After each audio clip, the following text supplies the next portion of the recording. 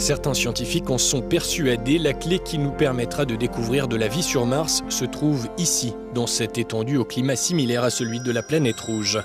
Le désert d'Atacama au Chili est le plus vieux et le plus sec sur Terre, il a 150 millions d'années.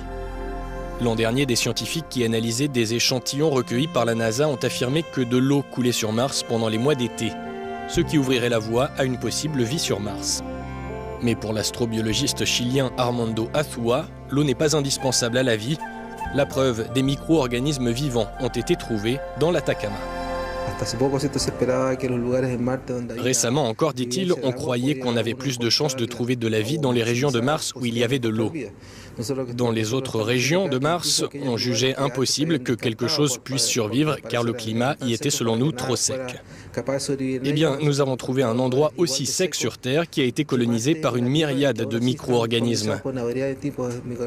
On a continué à chercher des formes de vie et on s'est aperçu que dans des régions sur Terre où on ne pensait pouvoir trouver aucune forme de vie, on prouvait le contraire. Il y en a. Même dans des régions aussi sèches que le désert de Mars, la vie a su s'adapter. Dans les vallées centrales de l'Atacama, des chercheurs ont identifié 70 espèces de micro-organismes, des bactéries qui peuvent supporter le soleil intense et le manque d'eau. Or, la NASA affirme depuis 2003 que les missions Viking, qui dans les années 70 n'avaient pas trouvé de signes de vie sur Mars, n'auraient à l'époque rien trouvé non plus dans l'Atacama.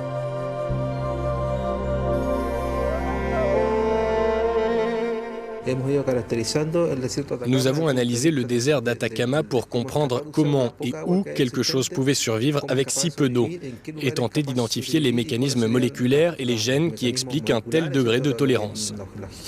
Nous voulons à la fois comprendre comment il est possible de survivre dans un endroit aussi sec et définir ce qu'on pourrait en déduire. Comprendre tout cela nous permettra de revoir la probabilité que l'on a de trouver de la vie sur Mars, une planète qui a des caractéristiques similaires à ce désert. Et nous pourrions imaginer appliquer ces mécanismes qui permettent de tolérer la sécheresse extrême dans nos recherches.